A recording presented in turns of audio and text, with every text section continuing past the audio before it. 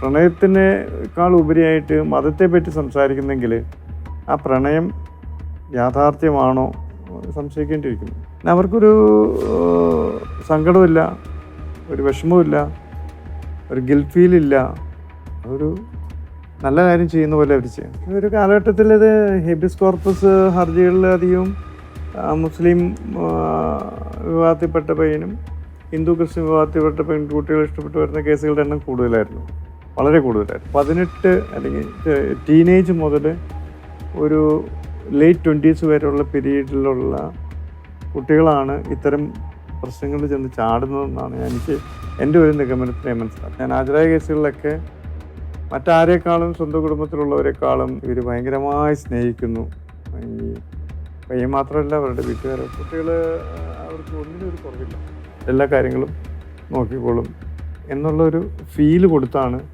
പിന്നെ അതുകൂടാതെ സ്നേഹം, വാരിക്കോരി സ്നേഹം കൊടുക്കുന്നു എന്നുള്ള ഫീല്, അത് യഥാർത്ഥമാണല്ലോ എന്നുള്ളതൊക്കെ വളരെ സംശയകരമായിട്ട് നമ്മൾ കാണേണ്ട ഒരു സംഗതിയാണ്. ഇത്തരം കേസുകളിൽ വരുന്നതിൽ ഈ പയ്യൻ്റെ ഭാഗത്തു നിന്ന് വരുന്നവർ അങ്ങനെ ഒരു ഓപ്പൺ ഡിസ്കഷന് വരികയോ അല്ലെങ്കിൽ ഇതെങ്ങനെ നമുക്ക് രമ്യമായിട്ട് പരിഹരിക്കാമെന്ന് പറയുകയോ ചെയ്യുന്ന ആളുകളെ ഞാൻ കണ്ടിട്ടില്ല. ഈ കൺവേർഷനും മതമാറ്റമൊക്കെയാണ് കൂടുതൽ. പ്രണയത്തെക്കാൾ ഉപരിയായിട്ട് മതം ഹൈലൈറ്റഡ് ആയിട്ട് നിൽക്കുന്നു എന്നുള്ളതാണ് നമ്മൾ ഒരല്പം ഭയത്തോടു കൂടി കാണേണ്ട ഒരു കാര്യം. കേരളത്തിലെ പോലീസിൻ്റെ ഒരു പൊതുവെയുള്ള സമീപനം മതവുമായി ബന്ധപ്പെട്ടിട്ടുള്ള എന്തെങ്കിലും ഏർപ്പാടുകളാണെങ്കിൽ പൊതുവെ അവർ ഒരു വിമുഖത കാണിക്കുന്നുണ്ടെന്നാണ് എനിക്ക് തോന്നിയത്. തീവ്രവാദം എന്ന് പറയുന്നത് ഇസ്ലാമിസ്റ്റുകളാണ്, അർത്ഥത്തിലുള്ള മുസ്ലിംസ് തീവ്രവാദികളാണെന്ന് ഞാൻ വിശ്വസിക്കുന്നില്ല. നമസ്കാരം. നിരവധി ഹൈന്ദവ ക്രൈസ്തവ പെൺകുട്ടികളുടെ കണ്ണീര് വീഴ്ത്തിയിട്ടുള്ള, നിരവധി കുടുംബങ്ങളെ ശിഥിലമാക്കിയിട്ടുള്ള പ്രണയക്കെണിയാണ് ലവ് ജിഹാദ്. ഈ അടുത്ത നാളിൽ റെക്കോർഡ് കളക്ഷൻ നേടിയ കേരള സ്റ്റോറീസ്, ആ സിനിമയും ഈ ലവ് ജിഹാദ് ആ ഒരു പ്രമേയത്തെ അടിസ്ഥാനമാക്കി എടുത്ത സിനിമയാണ്. ഇന്ന് നമ്മോടൊപ്പമുള്ളത് പ്രശസ്ത അഭിഭാഷകൻ അഡ്വക്കേറ്റ് ശ്രീ KC എൽദോയാണ്. അദ്ദേഹം ഈ പല ലവ് ജിഹാദ് കേസുകളിലും ഇരകൾക്ക് വേണ്ടി കോടതിയിൽ ഹാജരായിട്ടുള്ള വ്യക്തിത്വമാണ്. സർ, ഈ പ്രോഗ്രാമിലേക്ക് പ്രത്യേകം സ്വാഗതം ചെയ്യുകയാണ്.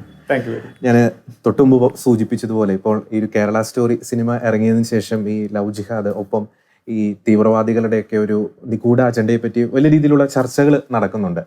എക്സ്പീരിയൻസ്ഡ് ആയിട്ടുള്ള ഒരു അഡ്വക്കേറ്റ് എന്ന നിലയിൽ ഈ ലവ് ജിഹാദ് എന്ന ഈ ഒരു പ്രണയക്കെണി എത്രത്തോളം ആഴത്തിൽ നമ്മുടെ സമൂഹത്തെ ബാധിച്ചിട്ടുണ്ട്? വളരെ ഒരു ലാർജ് ഫ്രെയിമിലുള്ള ഒരു ചോദ്യമാണ് ഇപ്പം ചോദിച്ചത്. പക്ഷെ ഒരു അഭിഭാഷകൻ എന്നുള്ള നിലയ്ക്ക് ഞാൻ കഴിഞ്ഞ 32 വർഷമായിട്ട് കേരള ഹൈക്കോടതിയിൽ പ്രാക്ടീസ് ചെയ്യുന്ന അഭിഭാഷകനാണ്.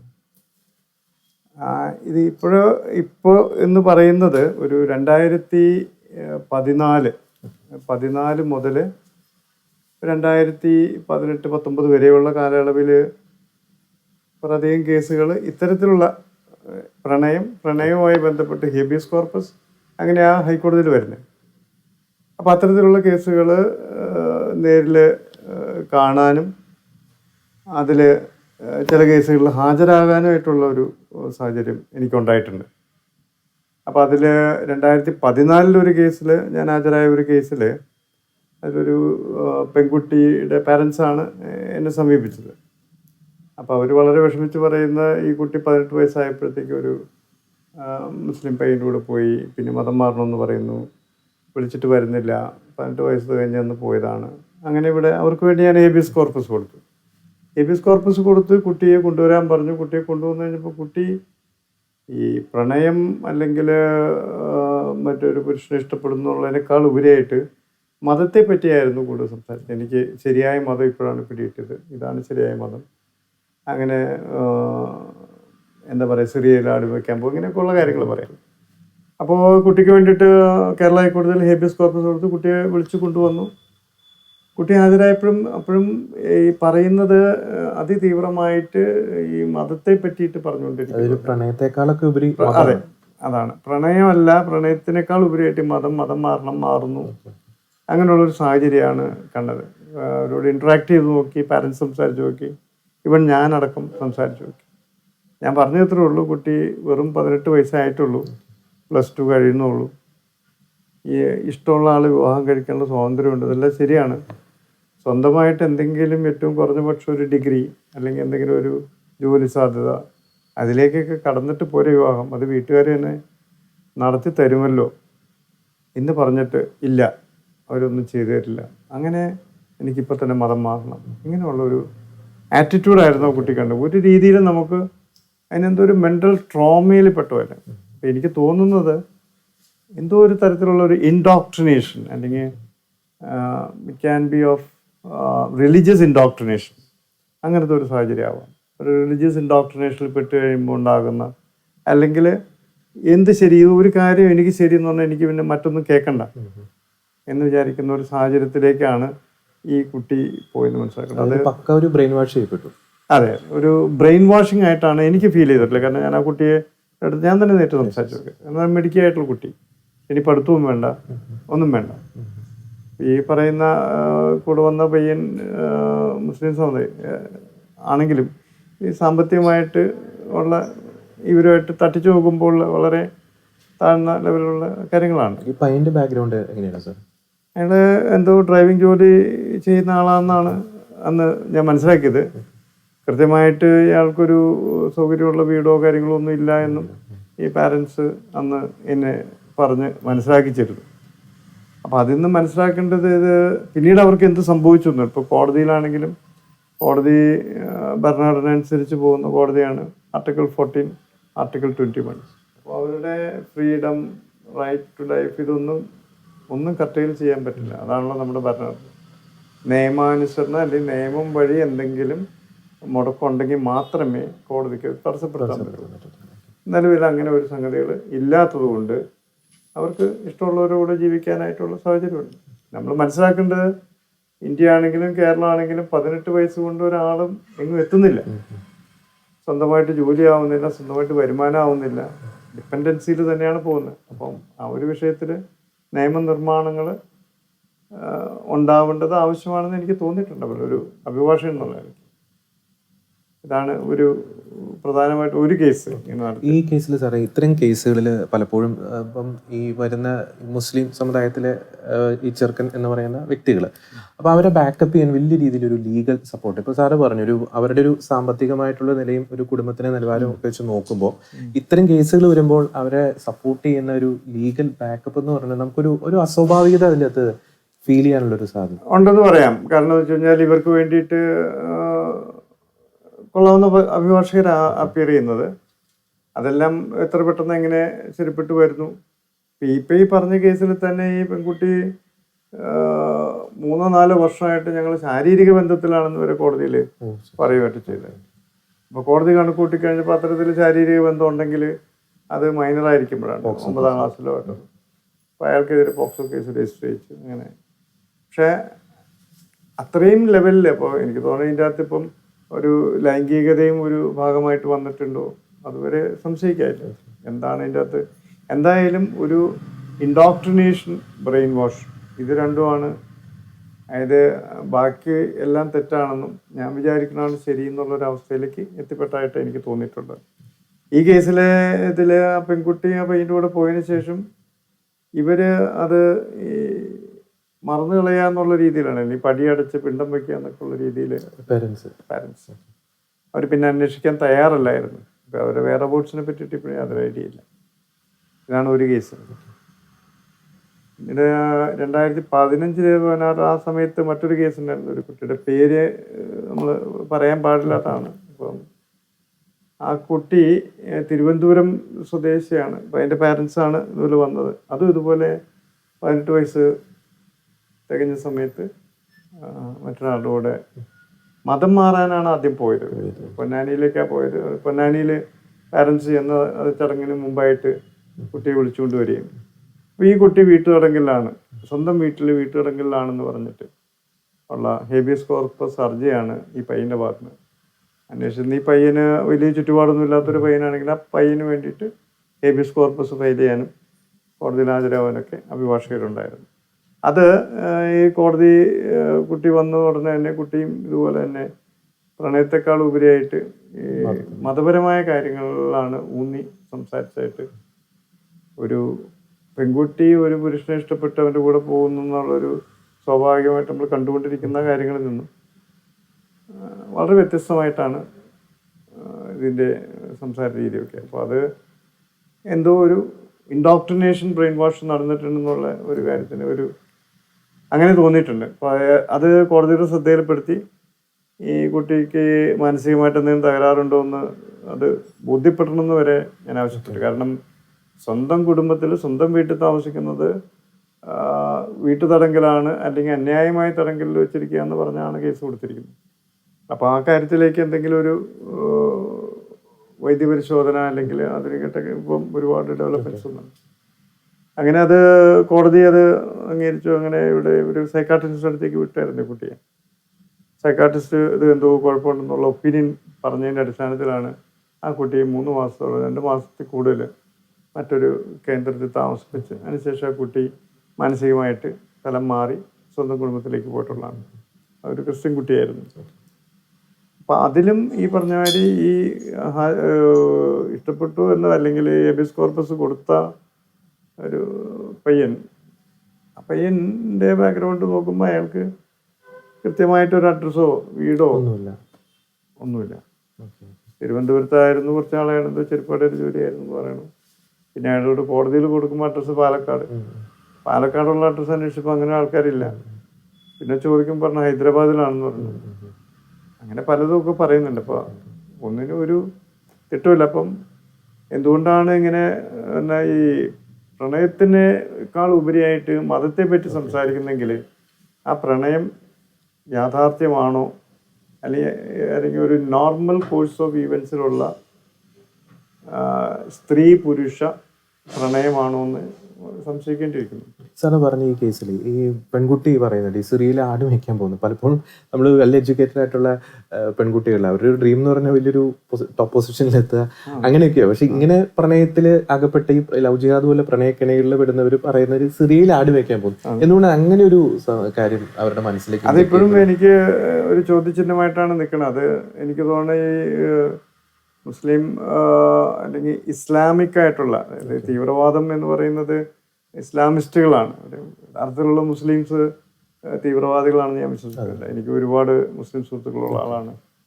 സാധാരണ മുസ്ലിംസ് അഭിഭാഷകർ ഒരുപാട് പേരുണ്ട് മുസ്ലിംസ്. അവരൊന്നും ഇത്തരത്തിലുള്ള തീവ്രമായിട്ടുള്ള ഒരു നിലപാടുകൾ എടുത്തിട്ടോ സംസാരിച്ചോ ഞാൻ കണ്ടിട്ടില്ല. അപ്പോൾ വളരെ കുറച്ച് ആളുകളാണ് ഈ ഇസ്ലാമിസ്റ്റ് വ്യൂസുമായിട്ട് അത് ഈ മതവും കൂട്ടിക്കലർത്തിയിട്ട് സാധാരണ ജീവിതത്തെ ബന്ധപ്പെടുത്തി ആളുകളെ കൂടുതൽ നന്നായിട്ട് സംസാരിക്കും.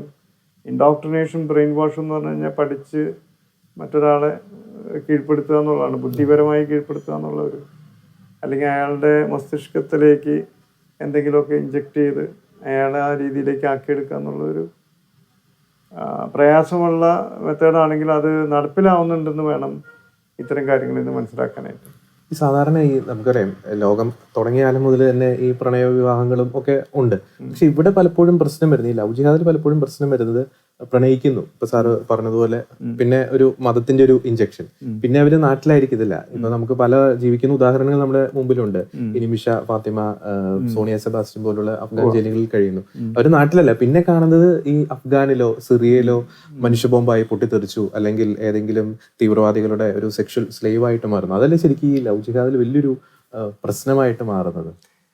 ഈ ലവ് ജിഹാദ് എന്ന് പറയുമ്പോൾ തന്നെ, ഈ ജിഹാദ് എന്ന് പറയുമ്പം ഈ തീവ്ര ഇസ്ലാമിസ്റ്റ് ആളുകൾ വിശ്വസിക്കുന്നത് മരണം. ഇപ്പോൾ ഫോർ എക്സാമ്പിൾ ഈ അൽ ഖയ്ദയുടെ ലീഡറായിരുന്ന ഉസാമ ബിൻ ലാദൻ്റെ ഒരു കോട്ട് ബുക്കിൽ വായിച്ച അദ്ദേഹം പറയുന്നത്, ഞങ്ങൾ മരിക്കാൻ തയ്യാറായി നിൽക്കുന്നു, ജിഹാദായിട്ട് മരിക്കാൻ ആഗ്രഹിക്കുന്നു, അമേരിക്ക ഞങ്ങളെ കൊല്ലാൻ ആഗ്രഹിക്കുന്നു. വാട്ട് എ പാരഡോക്സ് എന്ന് പറയുന്ന രീതിയിലേക്ക് മനുഷ്യനെത്തിക്കാം. അപ്പോൾ ഞാനിതിനെപ്പറ്റി ഒരുപാട് റിസർച്ച് വർക്ക് ചെയ്തിട്ടുള്ള മാഞ്ചസ്റ്റർ യൂണിവേഴ്സിറ്റിയിൽ സൂയിസൈഡ് ബോംബേഴ്സിനെ പറ്റിയിട്ടൊരു പ്രബന്ധം അവതരിപ്പിച്ച് master of research degree award ചെയ്തിട്ടുള്ള ആളാണ്. അപ്പോൾ ആ സമയത്ത് ഈ ഒരുപാട് കാര്യങ്ങളെ പറ്റിയിട്ട് റിസർച്ച് ചെയ്തു. അപ്പം മനുഷ്യൻ്റെ മനസ്സാണ് ഏറ്റവും കോംപ്ലിക്കേറ്റഡ് ആയിട്ടുള്ള ഒരു സാധനം. അതാണ് ഏറ്റവും ഡേഞ്ചറസ് ആയിട്ടുള്ള വെപ്പൺ. നമുക്ക് മറ്റുള്ള എന്ത് വെപ്പൺസിനെ നമുക്ക് മറിച്ചൊരു വെപ്പൺ കൊണ്ട് തടയാം. പക്ഷേ ഈ മനുഷ്യ മനസ്സും ആ മസ്തിഷ്കത്തിൽ നിന്നുണ്ടാവുന്ന ആ ഒരു കാര്യങ്ങളിൽ ഒരു മനുഷ്യനെ എവിടെ വരെ വേണമെങ്കിലും എത്തിക്കാം. അതിൻ്റെ എക്സ്ട്രീം എൻഡാണ് സൂയിസൈഡ് ബോംബേഴ്സായിട്ട് മാറുന്നത്. പിന്നെ അവർക്കൊരു സങ്കടമില്ല, ഒരു വിഷമവുമില്ല, ഒരു ഗിൽറ്റ് ഫീലില്ല. അതൊരു നല്ല കാര്യം ചെയ്യുന്ന പോലെ അവർ ചെയ്യണം. അപ്പോൾ ആ ലെവലിലേക്ക് ഒരു മനസ്സിനെത്തിക്കാം. ഇപ്പോൾ ഫോർ എക്സാമ്പിൾ നമ്മുടെ സക്കറിയ മൗസോയ് എന്ന് പറയുന്ന ആൾ is only man out of the 9% who is alive ഈ സെപ്റ്റംബർ 11 അറ്റാക്കിൽ ട്വിൻ ടവർ അറ്റാക്ക്. അദ്ദേഹത്തെ കോടതിയിൽ കൊണ്ടുവരുമ്പോൾ ഇങ്ങേർക്ക് there is no feel of guilt, there is no remorse, nothing, is so happy. അപ്പോൾ കൂട്ടിക്കയറുന്ന ജഡ്ജിനോട് വരെ അദ്ദേഹം പറഞ്ഞു എന്നാണ് പറയുന്നത്. I quote from the book, why you don't understand even now the god curse America. അമേരിക്കയുടെ നാശമാണ്. So we are just doing it on behalf of God എന്നുള്ള രീതിയിലാണ് ഇവർ പറയുന്നത്. So that is the level of indoctrination. അപ്പം when you are doing a particular thing and when you don't have any guilt or remorse, that means you are sure about what you are doing. ആ ലെവലിലേക്ക് എത്തിപ്പെട്ടു കഴിഞ്ഞാൽ then what you are doing is right according to you. Sir പറഞ്ഞതുപോലെ ഇപ്പം ഇസ്ലാമിസ്റ്റുകളുടെ ഭാഷ കടമെടുക്കുവാണെങ്കിൽ ഇപ്പൊ കാഫറുകളെ അവരെ സ്വന്തം ഇവരുടെ ഇസ്ലാമിസ്റ്റുകളുടെ വിശ്വാസത്തിലേക്ക് അല്ലെങ്കിൽ അവരുടെ ബിലീഫിലേക്ക് കൊണ്ടുവരാൻ അത് ഏത് ആയുധവും അവർക്ക് യൂസ് ചെയ്യാം. അതിപ്പോ പ്രണയം ആയിക്കോട്ടെ, പ്രണയം വരുമ്പോൾ അതിൻ്റെ അകത്ത് ലവ് ജിഹാദ്, ഇപ്പം ഈ തോക്ക് അല്ലെങ്കിൽ ബോംബ് പോലത്തെ സംഗതി വരുമ്പോൾ അതിൻ്റെ അകത്ത് ടെററിസം, അതല്ലേ ശരിക്കും ഇതിന്റെ ഒരു കോറായിട്ടുള്ളൊരു അജണ്ട എന്ന് പറഞ്ഞാൽ അത്. അതായത് ഈ ലക്ഷ്യം നന്നായാൽ മതി, മാർഗം എന്തായാലും കുഴപ്പമില്ല. മാർഗം മോശമാണെങ്കിലും ലക്ഷ്യം കൊണ്ട് അത് സ്വാധീകരിക്കപ്പെടും എന്നുള്ള ഒരു അപ്രോച്ചാണ് ഞാൻ മനസ്സിലാക്കുന്നത്. കാരണം എൻഡ് ഓഫ് ദ ഡേ എല്ലാവരെയും ഇസ്ലാം മതത്തിലേക്ക് കൊണ്ടുവരിക, അല്ലെങ്കിൽ ഇസ്ലാം വിശ്വാസികളാവുക ഉണ്ടാവില്ല. കാരണം ഒരേ ഒരു ദൈവമുള്ളൂ, ബാക്കിയുള്ളവരൊക്കെ കാഫറുകളാണ്. എല്ലാം അവരെ ഇതിലേക്ക് കൊണ്ടുവരുന്നവർ ബോധവൽക്കരിച്ചവർ വന്നില്ല എങ്കിൽ ഫോഴ്സ്ഫുള്ളായിട്ട് വരിക, അല്ലാത്തവർക്കെതിരെ യുദ്ധം ചെയ്യുക. അവർ കൊല്ലുന്നത് അള്ളാഹുവിൻ്റെ നാമത്തിൽ ആരെ കൊന്നാലും അതിന് കുഴപ്പമില്ലാന്ന് വിശ്വസിക്കുന്നവരാണ് ഈ തീവ്രവാദി വിഭാഗത്തിൽ ഇത്തരം കാര്യങ്ങൾ പറഞ്ഞ് കൊടുക്കുന്ന ആളുകൾ. അപ്പോൾ ആ ഒരു ഇപ്പം നമുക്കൊരു തെറ്റായിട്ടുള്ള കാര്യം ചെയ്യണമെങ്കിലും നമ്മളിലൊരു ശരിയുണ്ടെങ്കിൽ നമുക്കത് ചെയ്യാൻ പറ്റും. ഇപ്പം എക്സ് എന്ന് പറയുന്ന ഒരാളെ കൊല്ലുന്നത് വളരെ നല്ലതാണെന്ന് നമുക്ക് ഉത്തമ ബോധ്യമുണ്ടെങ്കിൽ നമ്മൾ ചിലപ്പോൾ അത് ചെയ്തിരിക്കും. അപ്പോൾ ആ ഉത്തമ ബോധ്യം ഉണ്ടാക്കിയെടുക്കുന്ന, അപ്പോൾ അങ്ങനെയുള്ള എന്ത് റോങ് കാര്യങ്ങളാണ്. ഇതാണ് നമ്മളിപ്പം ഇവരെ ബ്ലെയിം ചെയ്യാമോ? ഇപ്പോൾ ഇങ്ങനെ ബ്രെയിൻ വാഷിന് അടിമപ്പെട്ട് ഇപ്പം 26/11 ഇവിടെ ബോംബെയിലുണ്ടായിരുന്ന അറ്റാക്കിൽ അവർ വന്ന് വെറുതെ ആളുകളെ കൊന്നുകൊണ്ടിരിക്കുക. കാരണം അവർക്ക് കൊടുത്തിരിക്കുന്ന ഐഡിയോളജി ഇവർ കംപ്ലീറ്റ് കാഫറുകളാണ്, എല്ലാവരും കൊല്ലണ്ടാണ്. You will get points there. ഇതിൻ്റെ ഒരു അടിസ്ഥാന പ്രശ്നം അതാണ്. ഇതുപോലെ മറ്റൊരു കേസ് ഞാൻ അപ്പിയർ ചെയ്തത് കൊല്ലം ഭാഗത്തു നിന്നുള്ള ഒരു സ്ത്രീയുടെ ഒരു കേസ്. ഒരു ഹിന്ദു സ്ത്രീ, അവരൊരു മുസ്ലിം യുവാവിനെ ഇഷ്ടപ്പെടുന്നു, അവർ വിവാഹം കഴിക്കുന്നു. വിവാഹം കഴിച്ച് ഉടനെ തന്നെ വിവാഹം കഴിക്കുന്നത് വരെ ഇയാൾ പറഞ്ഞിരുന്നത് ഇയാൾ ഹിന്ദു എന്നാണ്. അപ്പോൾ അയാൾ വേറെ ഏതോ നാട്ടിൽ നിന്ന് വന്നിട്ട് അവിടെ വർക്ക് സൈറ്റിൽ JCB ഓടിക്കുന്ന ആളായിരുന്നു. JCB അതുപോലെ എൻ്റെ പ്രൊക്ലൈനർ. ചെറിയ പ്രായം, 21 വയസ്സോ അത്ര ചെറിയ പ്രായം അയാൾക്കുള്ളൂ. അയാൾ പറഞ്ഞത് അയാളൊരു ഹിന്ദു ആണെന്ന് പറഞ്ഞിട്ട് പ്രണയത്തിൽ ഏർപ്പെടുന്നു. വിവാഹം കഴിക്കുന്ന സമയം പറഞ്ഞു ഇയാൾ മുസ്ലിമാണെന്ന്. എന്തോ ആയിക്കോട്ടെ, മുസ്ലിം. ഇപ്പോൾ ഇവർ മുസ്ലിം ആവണം എന്ന് അയാൾ ആവശ്യം. ഇവർ മുസ്ലിമായി പ്രണയമാണല്ലോ. അപ്പം എല്ലാവരും വിശ്വാസത്തിനുള്ള അതിലൊരു കുട്ടിയും ജനിച്ചു. ഈ കുട്ടി ജനിച്ചതിന് ശേഷം കുറച്ച് കഴിഞ്ഞപ്പോൾ ഇയാൾ അബ്സ്കോണ്ടായി, ഇയാളെ കാണുന്നില്ല. ഇയാളുടെ പാരൻസ് 2 പേര് മാത്രമേ അവിടെ സ്ഥലത്തുള്ളൂ. അവരെ പോയി കണ്ടു. പിന്നെ ഒരു സുപ്രഭാതത്തിൽ ഇയാൾ വീണ്ടും വന്നിട്ട് ഈ കുട്ടിയെ കളിപ്പിക്കാൻ എന്നുള്ള വ്യാജന എടുത്തുകൊണ്ട് പോയി. 2 വയസ്സോ 3 വയസ്സോ ആ കുട്ടിയെ കൊണ്ടുപോയി. പിന്നെ ഇയാളും ഇല്ല, ഈ കുട്ടിയില്ല. അപ്പോൾ എൻ്റെ കുട്ടിയെ കിട്ടണം എന്ന് പറഞ്ഞുകൊണ്ട് ഇയാൾക്കെതിരെ, ഇയാളുടെ പാരൻസിനെതിരെ ഈ സ്ത്രീ പോലീസിൻ്റെ എല്ലാ തലങ്ങളിലേക്കും അപേക്ഷ കൊടുത്തു. അപ്പോൾ പോലീസ് ഡിപ്പാർട്ട്മെൻറ്റ് പറഞ്ഞ് അന്വേഷിച്ചിട്ട് കാണുന്നില്ല, ഞങ്ങൾ എന്ത് ചെയ്യും? അങ്ങനെ അവർ ഇവിടെ ഹൈക്കോടതിയിൽ ഹേബിയസ് കോർപ്പസ് കൊടുത്തു. അപ്പോൾ ആ ഹേബിയസ് കോർപ്പസിൽ ഉത്തരവുകളൊക്കെ ഉണ്ടെങ്കിലും അന്വേഷിച്ചിട്ട് കണ്ടില്ല, ഇനി എപ്പോഴെങ്കിലും അവർ കണ്ടുപിടിക്കുമ്പോൾ അടുത്ത നടപടി എടുക്കാം എന്ന് പറഞ്ഞ് ആ റിട്ട് ക്ലോസ് ചെയ്യണ്ടേ. അപ്പോൾ ഈ കുട്ടി എവിടെ പോയി, ഇയാൾ എവിടെ പോയി? അപ്പോൾ അതിൽ ഇവർ പോലീസിന് എഴുതി കൊടുത്തിട്ടുണ്ട്, തീവ്രവാദ പ്രവർത്തനത്തിന് ഈ കുട്ടിയെ ഉപയോഗിക്കാൻ സാധ്യതയുണ്ട്. ഈ യുവതി എഴുതി കൊടുത്തിട്ടുണ്ട് ഓൺ റെക്കോർഡുള്ള.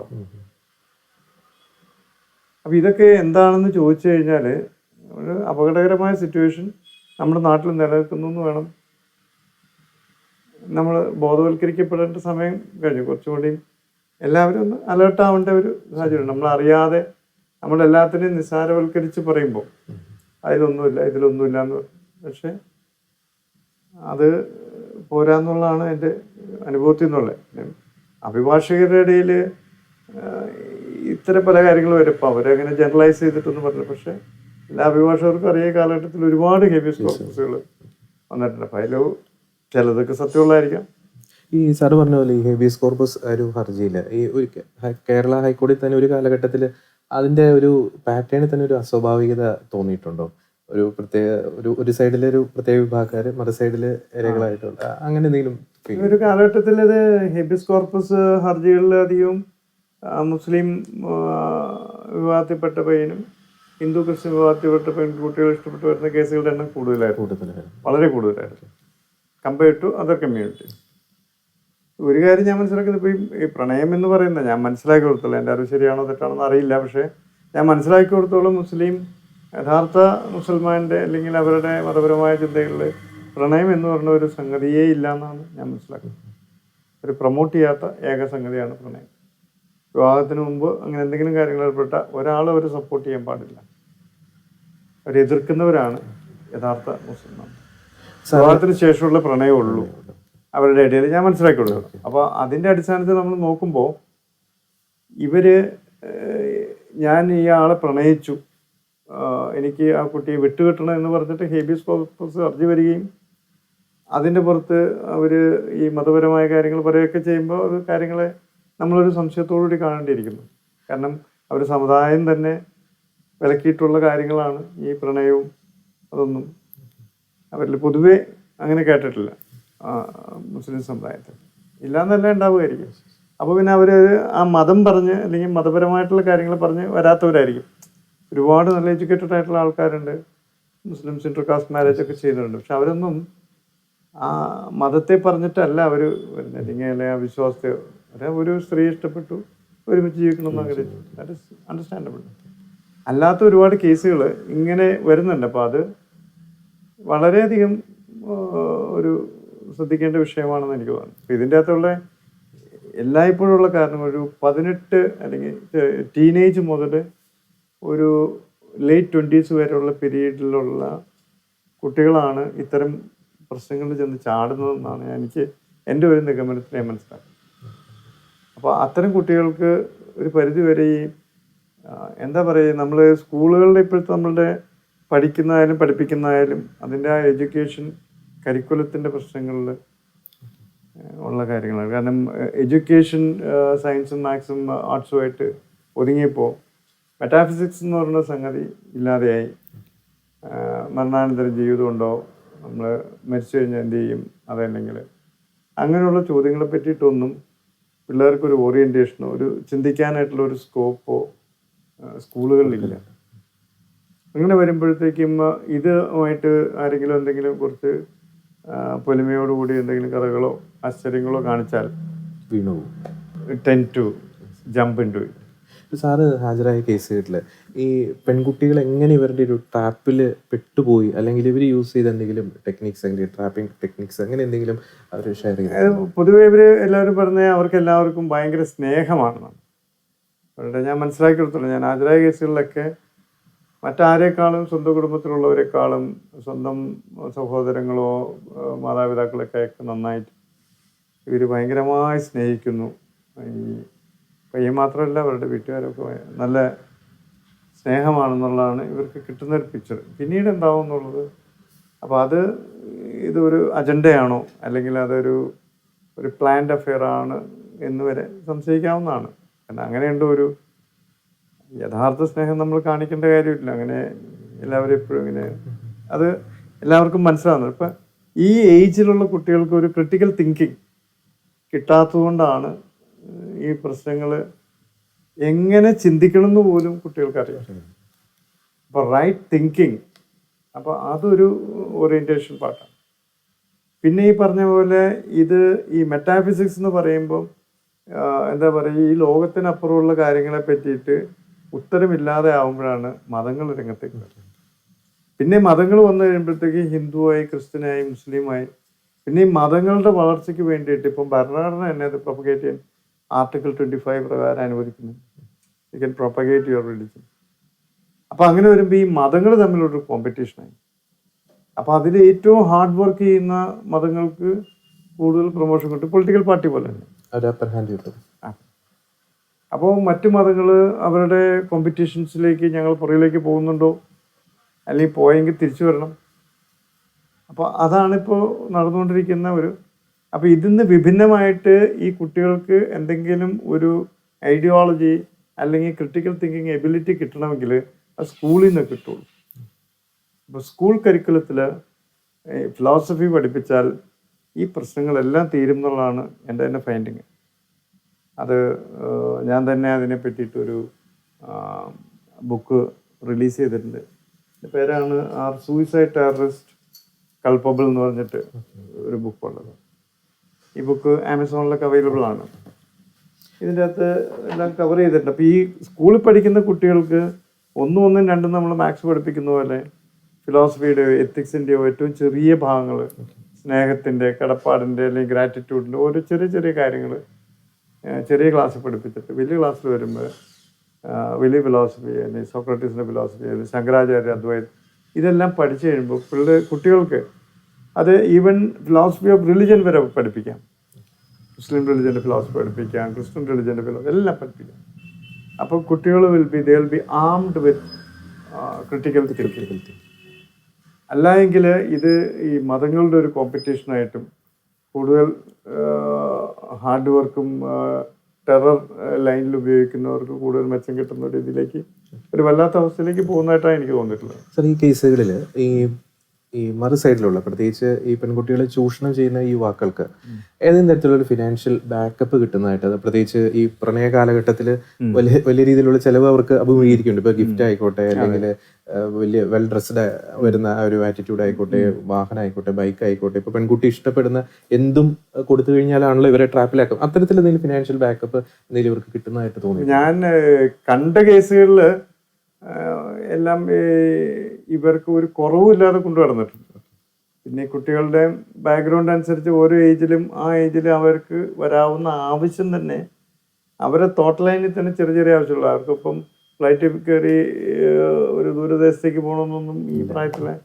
അപ്പം അധികം ഈ 18 വയസ്സ് താഴെയുള്ള സ്കൂൾ തലത്തിലാണ് പലപ്പോഴും കണ്ടേക്കുന്ന എല്ലാ കേസുകളിലും, ഭൂരിഭാഗം കേസുകളിലും ഈ ചെറിയ ഏജായി ഇവർ പഠിക്കണം. അപ്പം ചെറിയ ഏജിൽ മിഠായി മുതൽ അല്ലെങ്കിൽ ആ ചെറിയ സാധനങ്ങൾ, അതായത് വരുതിയിൽ നിൽക്കാവുന്ന ചിലവുള്ള കാര്യങ്ങളിലേക്കാണ് വരുന്നത്. അപ്പം അത് ഇവർ മീറ്റ് ചെയ്യുന്നുണ്ടെന്നായി കുട്ടികളിൽ നിന്ന് സംസാരിച്ചപ്പോൾ എനിക്ക് മനസ്സിലായിട്ടുള്ളത്. കാരണം കുട്ടികൾ അവർക്ക് ഒന്നിനും ഒരു കുറവില്ല, എല്ലാ കാര്യങ്ങളും നോക്കിക്കോളും എന്നുള്ളൊരു ഫീല് കൊടുത്താണ്.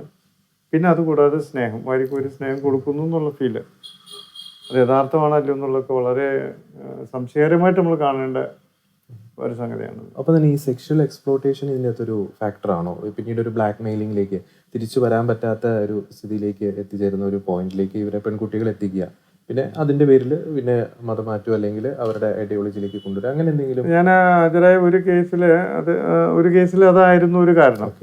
കാരണം ആ കുട്ടി 9ാം ക്ലാസ് മുതൽ തന്നെ സെക്ഷലി എക്സ്പോസ്ഡ് ആയിരുന്നു എന്ന് കുട്ടി എന്നെ കൂട്ടി പറഞ്ഞു. അപ്പോൾ ഈ ചെറിയ പ്രായത്തിൽ സെക്ഷലി എക്സ്പോസ്ഡ് ആയിക്കഴിഞ്ഞാൽ മനസ്സിലാക്കുന്നത് ഒരു അഡിക്ഷൻ പോലെ, സെക്ഷൽ ലൈഫിനോട് ഒരു അഡിക്ഷൻ പോലെ കുട്ടികൾക്ക് ഉണ്ടാവുകയും പിന്നെ ആ ആളെ മാറാനോ അല്ലെങ്കിൽ നമ്മളുടെ ഒരു സാംസ്കാരിക ഒരു ചുറ്റുപാടുണ്ട് നമ്മുടെ സമൂഹത്തിൻ്റെ, കേരളത്തിൽ പ്രത്യേകിച്ച്. അത് വൺ മാൻ വൺ വുമൺ എന്നുള്ള കോൺസെപ്റ്റ് ഇപ്പോഴും വളരെ ഇടിഞ്ഞു പോവാതെ തന്നെ നിൽക്കുന്നുണ്ട്. പല സ്ഥലത്ത് മാറ്റങ്ങളുണ്ടെങ്കിലും ഇപ്പോഴും ഒരു majority sector one man one woman ലെവലിലാണ് പോകുന്നത്. അപ്പം ഒരാളെ മാറുക എന്നുള്ളത്, അപ്പോൾ അത് ഒരു കടപ്പാട് പോലെ അതും ഇതിൻ്റെ ഒരു ഭാഗമായിട്ട് ആവാം. ഒരു വളരെയധികം ഒരു പോസിബിലിറ്റി ഉണ്ട് അങ്ങനെ എക്സ്പോസ്ഡ് ആയിക്കഴിഞ്ഞാൽ. അതും നമുക്ക് തള്ളിക്കളയാൻ പറ്റുന്നത് വളരെ വാലിഡ് പോയിന്റാണ് ജോർജ് ചോദിച്ചത്. ഒരു സൈഡിൽ സാറേ, പ്രത്യേകിച്ച് ഈ ആൺകുട്ടികളുടെ പേരൻസ്, നമുക്കൊരു ജെന്യൂൻ ആയിട്ടുള്ള ഒരു പ്രണയ കേസുകളാണെങ്കിൽ ഇരു കുടുംബം അല്ലെങ്കിൽ പെൺകുട്ടിയുടെ ഫാദർ മദർ അല്ലെങ്കിൽ ആൺകുട്ടിയുടെ ഫാദർ മദർ ഒരു മച്ചുറായിട്ടുള്ളൊരു ഡിസ്കഷനിലേക്ക് ഇതിനൊരു ഫൈനൽ സൊല്യൂഷൻ, കോർട്ടിന് പുറത്ത് തന്നെ ഒരു സൊല്യൂഷനിലേക്ക് ഒരു 90% കേസുകൾ അങ്ങനെ എത്തുന്നത്. പക്ഷെ ഇത്തരം കേസുകൾ ഈ വരുന്ന ഈ ആൺകുട്ടിയുടെ പേരൻസിന്റെ ഒക്കെ ഒരു നിലപാട് എന്തായിരിക്കും? അവരുടെ റിലേറ്റീവ്സ് ആയിട്ട് ആരെങ്കിലും വരുന്നുണ്ടോ, ഫ്രണ്ട്സ് ആയിട്ട് വരുന്നുണ്ടോ, അവരുടെയൊക്കെ ഒരു നിലപാട് എന്തായിരിക്കും? പൊതുവെ ഈ ഞാൻ ഹാജരായിട്ടുള്ള കേസുകളിലും അതുപോലെ തന്നെ ഞാൻ കോടതിയിലിരിക്കുമ്പോൾ കണ്ടിട്ടുള്ള പല കേസുകളിലും ഈ ഇത്തരം കേസുകളിൽ വരുന്നതിൽ ഈ പയ്യൻ്റെ ഭാഗത്തുനിന്ന് വരുന്നവർ അങ്ങനെ ഒരു ഓപ്പൺ ഡിസ്കഷന് വരികയോ അല്ലെങ്കിൽ ഇതെങ്ങനെ നമുക്ക് രമ്യമായിട്ട് പരിഹരിക്കാമെന്ന് പറയുകയോ ചെയ്യുന്ന ആളുകളെ ഞാൻ കണ്ടിട്ടില്ല. അങ്ങനെ ഉണ്ടെങ്കിൽ അവർ ഇപ്പം ഈ ഇവിടുന്നുള്ള ഈ 18 വയസ്സായുള്ള കുട്ടിയുടെ കാര്യം പറഞ്ഞല്ലോ, അതിൽ ഞാൻ ആ കുട്ടിയോടും പറഞ്ഞ് അവിടെ വന്ന ആളോട് ഞാൻ പറയാൻ ശ്രമിച്ചെങ്കിലും അവരതൊന്നും കേൾക്കാൻ തയ്യാറില്ല. ഞങ്ങൾക്ക് കുട്ടിയെ വിട്ടു കിട്ടണം, ഇങ്ങനെ ഒറ്റ വാക്കാ പറയുന്നത്. ഞാൻ അവരോട് പറഞ്ഞ് ഈ കുട്ടിക്ക് 18 വയസ്സുള്ള ആൾ ഒരു ഡിഗ്രി എടുത്ത് 21 വയസ്സായി കഴിഞ്ഞാൽ ഇവർ തന്നെ കല്യാണം നടത്തി തരും. നിങ്ങൾ എന്തിനു തരുത്? അത് ശരിയാവില്ല. അപ്പം അവർ ആ ഏജിൽ തന്നെ ഇവർ കൊണ്ടുപോയി ഈ കൺവേർഷനും മതമാറ്റമൊക്കെയാണ് കൂടുതൽ, പ്രണയത്തെക്കാൾ ഉപരിയായിട്ട് മതം ഹൈലൈറ്റഡ് ആയിട്ട് നിൽക്കുന്നു എന്നുള്ളതാണ് നമ്മൾ ഒരല്പം ഭയത്തോടു കൂടി കാണേണ്ട ഒരു കാര്യം. കാരണം ഒരു പ്രണയം ഈസ് ഓക്കെ, അപ്പോൾ അത് സ്ത്രീക്കും പുരുഷനും അങ്ങോട്ടും ഇഷ്ടം തോന്നാം, ദാറ്റ് ഈസ് ഡിഫറെൻറ്റ്. അല്ലാതെ ഈ മതം എന്ന് പറയുന്നതിൻ്റെ എത്രയോ പേര് ഇപ്പം ക്രിസ്ത്യൻസ് ആണെങ്കിൽ ഹിന്ദു പെൺകുട്ടികൾ രണ്ടുപേരും രണ്ട് മതത്തിൽ താമസിക്കുന്ന ഒരുപാട് പേരുണ്ട്. അതുപോലെ തന്നെ മുസ്ലിം സമുദായത്തിലുണ്ട് ഹിന്ദുക്കൾ കല്യാണം കഴിച്ചിട്ട് അവർ രണ്ട് മതമായിട്ട് ഒരുമിച്ച് ജീവിക്കുന്നുണ്ട്, ഒരു കുഴപ്പമില്ല. അത് എഡ്യൂക്കേറ്റഡ് ആയിട്ടുള്ള ആൾക്കാർ ചെയ്യുന്നുണ്ട്. പക്ഷെ അതില്ലാതെ ഇങ്ങനെയുള്ള ചില സാധനത്തിൽ ഇങ്ങനെ നിർബന്ധ ബുദ്ധിയോടുകൂടി അല്ലെങ്കിൽ മതപഠനം നടത്തിയാലേ ശരിയാവുള്ളൂ, അതാണ് ശരി ഇതാണ് ശരിയാവുള്ളൂ, അതിലെന്തോ ഒരു അജണ്ട പിന്നിലുണ്ടോ എന്ന് നമ്മൾ കോഷ്യസ് ആവണം. ഞാൻ പറയുന്ന I think children should be cautious, or parents should be careful to educate them. കാരണം ഇതൊക്കെ പലതും നമ്മൾ വിചാരിക്കാത്ത ലെവലിലാണ്. ഹാദിയ കേസിലാണ് ഇത് ആദ്യമായിട്ട് കോർട്ട് കണ്ടെത്തിയത്.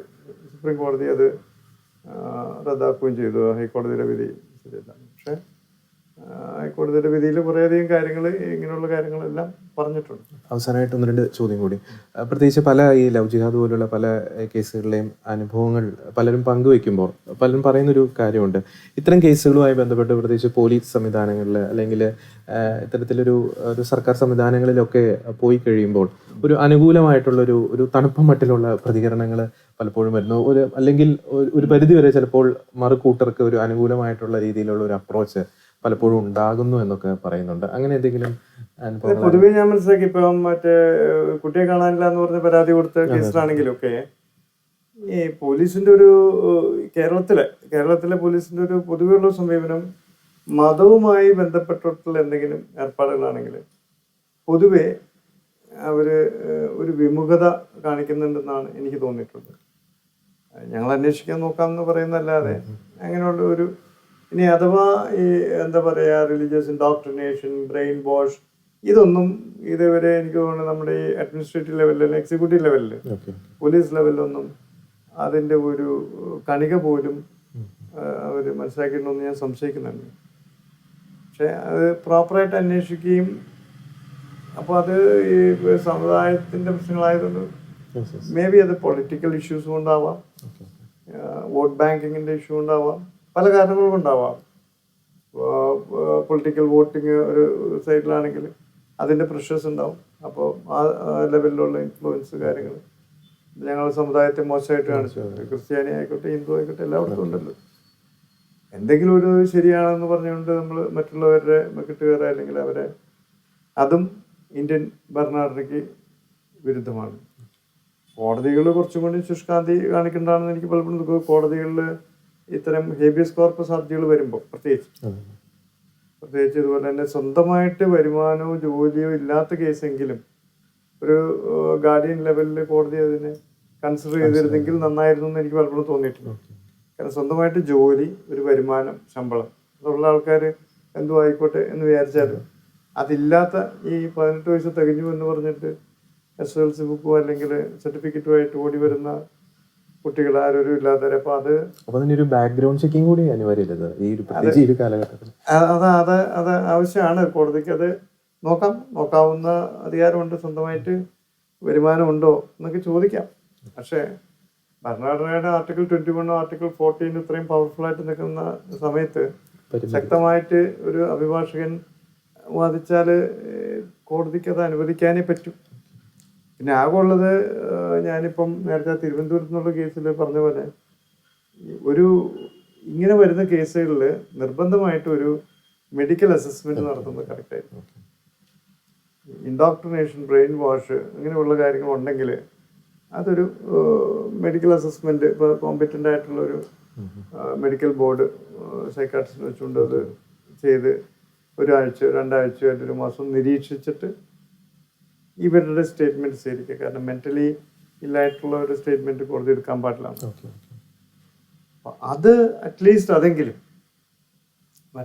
മറ്റുള്ള കാര്യങ്ങൾക്ക് ഭരണഘടനയുടെ ആർട്ടിക്കിൾ 21 ആർട്ടിക്കിൾ 14 ക്ലെയിം ചെയ്തുകൊണ്ട് വരുന്ന ആള് യു കനോട്ട് സ്റ്റോപ്പ്.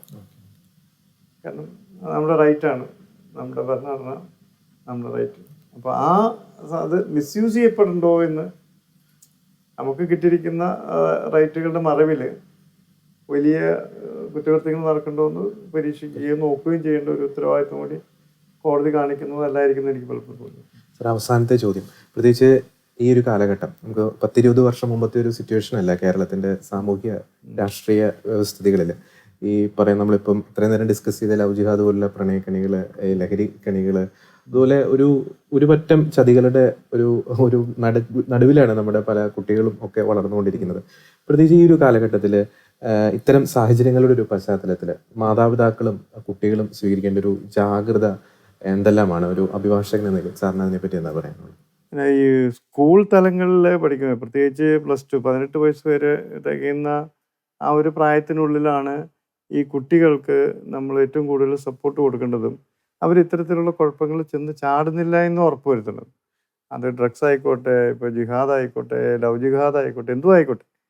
അപ്പോൾ അതിന് ഈ കുട്ടികളെ ആ ലെവലിലേക്ക് സ്വന്തമായിട്ട് ചിന്തിക്കാനായിട്ടും സ്വന്തമായിട്ട് കണ്ടുപിടിക്കാനായിട്ടും അനലൈസ് ചെയ്യാനായിട്ടുള്ള കപ്പാസിറ്റി, ലോജിക്കൽ തിങ്കിങ്. അപ്പോൾ കഴിവത് ഇപ്പം നമുക്ക് ചെയ്യാൻ പറ്റും. ഇപ്പോൾ മതപഠനമാണെങ്കിലും അവരവരുടെ മതത്തിൽ അത് നന്നായി പറഞ്ഞു കൊടുത്ത് നല്ല രീതിയിൽ അതിലേക്ക് നിലനിർത്താനായിട്ട് പഠിപ്പിച്ചാലും മതി. ഇപ്പം ക്രിസ്ത്യൻ വിശ്വാസത്തിലേക്ക് തന്നെ ആ ക്രിസ്ത്യൻ വിശ്വാസം ശരിയല്ല എന്ന് അയാൾക്ക് തോന്നുമ്പോഴാണല്ലോ മറ്റൊരു വിശ്വാസത്തിലേക്ക് പോകുന്നത്. അപ്പോൾ ഒന്നെങ്കിൽ അത് പഠിപ്പിക്കുകയാണെങ്കിൽ നന്നായി പഠിപ്പിക്കുക, അല്ലെങ്കിൽ അത് പഠിപ്പിക്കാതിരിക്കുക. അതിന് പകരം ഫിലോസഫി പഠിപ്പിച്ചാണ്. ഇത് പാരൻസ് വളരെ ജാഗ്രതയോടുകൂടി നിൽക്കേണ്ട ഒരു കാര്യമാണ്. കാരണം അത് മെറ്റാഫിസിക്സ് ആണ്. ഈ മെറ്റാഫിസിക്സിലാണ് ഈ മെറ്റാഫിസിക്സ് എന്ന് പറഞ്ഞാൽ ഫിസിക്സ് എവിടെ അവസാനിക്കണോ അവിടെയാണ് മെറ്റാഫിസിക്സ് തുടങ്ങുന്നത്. കാരണം നമുക്ക് സയൻറ്റിഫിക് എക്സ്പ്ലനേഷൻ എവിടെ നിൽക്കുന്നു അവിടെ നിന്ന് തുടങ്ങുന്നു മെറ്റാഫിസിക്സ്. അതുകൊണ്ടാണ് മെറ്റാഫിസിക്സിന് beyond physics, that is called metaphysics. അപ്പം മെറ്റാഫിസിക്സിലാണ് ഈ ഏർപ്പാടുകൾ മുഴുവൻ നടക്കുന്നത്. അപ്പോൾ നമ്മൾ പാരൻസ് എന്നുള്ള നിലയ്ക്ക് എല്ലാവരും ഒരുപോലെ എഡ്യൂക്കേറ്റഡ് ആവണമെന്നില്ല, ഒരുപോലെ വിവരം ഉണ്ടാവണമെന്നില്ല. പക്ഷേ നമുക്ക് എക്സ്പ്ലെയിൻ ചെയ്യാൻ പറ്റാത്ത കാര്യങ്ങളിൽ ആണ് നമ്മൾ വിശ്വാസത്തിലേക്ക് കിടക്കുന്നത്. അല്ലെങ്കിൽ ജനിച്ചു വീണ സാഹചര്യം ക്രിസ്ത്യൻ സമുദായമാണെങ്കിൽ ക്രിസ്ത്യൻ വിശ്വാസമാണ്. ആ വിശ്വാസം സ്ട്രോങ് ആയിരിക്കണം. കാരണം നമുക്കല്ലാതെ എക്സ്പ്ലെയിൻ ചെയ്യാൻ അറിയാത്തതുകൊണ്ട്. ഫ്രണ്ട്ഷിപ്പും വളരെ ശ്രദ്ധിക്കേണ്ടതാണ്. അതിലൂടെ ഈ മതമോ അല്ലെങ്കിൽ മെറ്റാഫിസിക്കലായിട്ടുള്ള എന്തെങ്കിലും ഇൻഡോക്ട്രിനേഷൻ വരണ്ടോ എന്നുള്ളതാണ് നമ്മൾ ഏറ്റവും കൂടുതൽ ശ്രദ്ധിക്കേണ്ടത്. കാരണം ഈ മെറ്റാഫിസിക്സ് ടോട്ടലി ഡിഫറെൻ്റ് ആയിട്ടുള്ളൊരു സംഗതിയാണ്. അത് സ്കൂളുകളിൽ പഠിപ്പിക്കണം എന്നുള്ളതാണ്. 10 വർഷം മതി. 10 വർഷം കൊണ്ട് ഇവിടുന്ന് ഈ ടെററിസ്റ്റ് ആക്ടിവിറ്റീസ് തന്നെ ഇറാഡിക്കേറ്റ് ചെയ്യാൻ പറ്റും എന്നുള്ള എൻ്റെ കണ്ടുപിടുത്തം. It's my thesis. അതിനാണ് ഞാൻ ബുക്ക് എഴുതിയേക്കുന്നത്. ഒറ്റ കാര്യം ചെയ്താൽ മതി, ഈ കുട്ടികളെ സ്കൂളിൽ ഫിലോസഫി ഏറ്റവും പ്രാധാന്യമുള്ള സബ്ജക്റ്റാക്കി മാറ്റിയാൽ മതി. അത് ചെയ്താൽ ഈ കുട്ടികൾ ദേ വിൽ ബി കോൺഫിഡൻറ്റ്. അവരൊരിക്കലും മതപരമായിട്ടുള്ള വിശ്വാസം കൊണ്ട് അവരെ മാറ്റിമറിക്കാൻ പറ്റില്ല. കാരണം റാഡിക്കൽ തിങ്കിങ്ങിലേക്ക് ഒരു റിലിജന്റെ റാഡിക്കൽ തിങ്കിങ്ങിലും ഒരു കുട്ടിയും പെടില്ല. കാരണം അവന് ക്രിട്ടിക്കലായിട്ട് അവന് സ്വയം ചിന്തിക്കാനില്ലേ, അവൾക്ക് സ്വയം ചിന്തിക്കാൻ കഴിയും. അതിന് ആരും സഹായം വേണ്ട. അത് നമ്മൾ കൊടുക്കാനായിട്ടാണ് ഏറ്റവും കൂടുതൽ ശ്രദ്ധിക്കേണ്ടത് എന്നുള്ളതാണ്. ഞാനിത് പല അധികാര സ്ഥാനത്തേക്ക് ഇതൊക്കെ അയച്ചു കൊടുത്തിട്ടുണ്ടെങ്കിലും ഇതൊന്നും ഒരു ആക്ഷൻ. പക്ഷേ ഇത് അറ്റ്ലീസ്റ്റ് ഇപ്പോഴെങ്കിലും ആരെങ്കിലും അധികാര സ്ഥാനത്തിരിക്കുന്നവർ ഫിലോസഫി പഠിപ്പിക്കുക. Western philosophy, Indian philosophy, philosophy of religion, ഇതെല്ലാം പഠിപ്പിക്കുന്നതിൽ ഒരു തെറ്റില്ല. തിയോളജി പഠിക്കുന്നവരാണെങ്കിൽ പോലും ഫിലോസഫി പഠിച്ചിട്ട് പോകുന്നുണ്ട്. ഇപ്പോൾ ബാംഗ്ലൂർ UTC പല സാധനങ്ങളുണ്ട്. അയർലൻഡിൽ പോയി പഠിക്കുന്നവരുണ്ട്. ഇതെല്ലാം ഫിലോസഫി പഠിച്ചിട്ടാണ് പിന്നെ അതിൻ്റെയും പുറത്തേക്ക് കയറിയിട്ടാണ്. എന്ത് സംഗതിയാണെങ്കിലും കുട്ടികളെ ക്രിട്ടിക്കൽ തിങ്കിങ്ങിനും ഇതിലെ മെറ്റാഫിസിക്കൽ എക്സ്പ്ലോയിറ്റേഷനോ പെട്ടുപോകാതെ അവരെ കരകെട്ടണമെങ്കിൽ ഇത് മാത്രമേ മാർഗുള്ളൂ. പിന്നെ അല്ലെങ്കിൽ മതവിശ്വാസമാണെങ്കിൽ ആ മതവിശ്വാസം സ്ട്രോങ് ആയിട്ട് ആ കുട്ടിക്ക് അതിൽ നിന്ന് വ്യതിചലിക്കാൻ ഇടവരരുത്. വ്യതിചലിക്കുന്നുണ്ടെങ്കിൽ ആ മതം കൈകാര്യം ചെയ്യുന്നവരുടെ തകരാറാണ്. വളരെ നന്ദി സാർ. പ്രത്യേകിച്ച് സാറിന്റെ വിലയേറിയ സമയം ഷെക്കീന ന്യൂസുമായിട്ട് പങ്കുവച്ചതിന്. ഇനിയും അങ്ങയുടെ അഭിഭാഷക ജീവിതത്തിലൂടെ അനേകർക്ക് നീതി ലഭ്യമാക്കി കൊടുക്കാൻ അങ്ങേക്ക് സാധിക്കട്ടെ എന്ന് പ്രാർത്ഥിക്കുന്നു. ആശംസ. Thank you.